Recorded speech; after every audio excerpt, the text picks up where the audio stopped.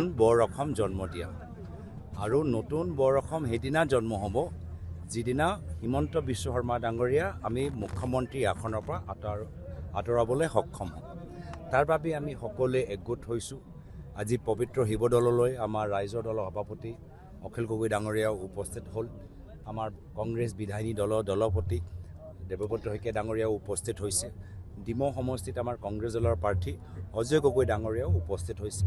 মই ভাবোঁ শিৱসাগৰ জিলাৰ ভিতৰত আমি এটা শক্তিশালী ফলাফল পাম আৰু শিৱসাগৰ জিলাৰ ভিতৰত 3টা আসন বিৰোধী দল জিকিবলৈ সক্ষম হ'ব।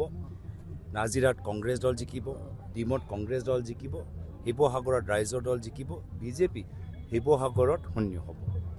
মিত্ৰতাটো যথেষ্ট পলম নহ'ল নেকি? আপোনালোকে তেনেধৰণে ভাবেনে? যথেষ্ট পলম বুলি সকলোৱে চৰ্চাত ৰাখিছে। ৰাইজৰ মাজত যি প্ৰতিক্ৰিয়া, ৰাইজেতো স্বাগতম জনাইছে, ৰাইজৰ মাজতো উল্লাস। আমি ৰাইজৰ কাৰণেহে কৰিছোঁ। ৰাইজ আনন্দিত। ৰাইজৰ আশীৰ্বাদ আমি পাইছোঁ। মই ৰাইজক কৃতজ্ঞতা জ্ঞাপন কৰিছোঁ। মুখ্যমন্ত্ৰীয়ে আজি কৈছে যে শেষ মুহূৰ্তত কংগ্ৰেছ শিৱসাগৰ চিটটো আলোচনা হ'বলগীয়া এটা পৰিৱেশ আহিছে, হয়তো বিজেপিৰ প্ৰাৰ্থীগৰাকীক দিব। মানে তেওঁলোকৰ অংকৰ জংকপংক হৈ গ'ল, হয়নে নহয়?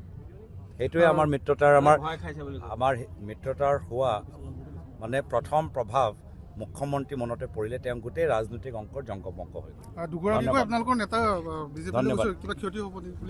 ধন্যবাদ। এই দিনটোত আমি উপস্থিত হৈছোঁ। বিধায়িনী দলৰ দলপতি দেৱব্ৰত শইকীয়া ডাঙৰীয়া নিজৰ মনোনয়ন পত্ৰ দাখিল কৰিবলৈ ওলাই আহিছে।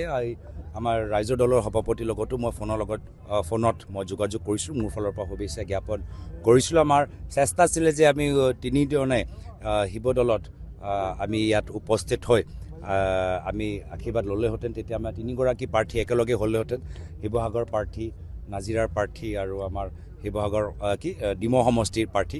কিন্তু আমাৰ দুটা আমাৰ যে যাত্ৰা আছিলে, সেই যাত্ৰা ইমান বহল, ইমান দীঘলীয়া আৰু বিভিন্ন সময়ত আৰম্ভ হোৱাৰ বাবে আমি শিৱদৌলত যদিও আমাৰ পৰিকল্পনা আছিল যে একে সময়ত আমি আশীৰ্বাদ ল'বলৈ, সেইটো আমি কৰিব নোৱাৰিলোঁ। তথাপিও আজি দিনটোত এই বৰ্তমান সময়ত এয়া হ'ল মূল ক'বলগীয়া কথা যে শিৱসাগৰত বিজেপি শূন্য আৰু ডিমৌ আৰু নাজিৰাৰ ভিতৰত কংগ্ৰেছ আমি 2টা আসন লাভ কৰিম আৰু শিৱসাগৰত ৰাইজৰ দল জিকিব।